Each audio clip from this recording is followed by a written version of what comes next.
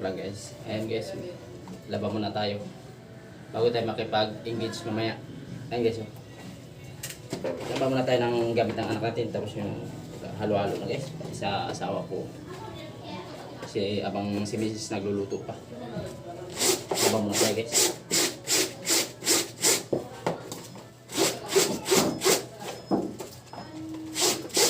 Kailangan tumulong rin tayo guys sa gawaing bahay, pati sa paglalaba.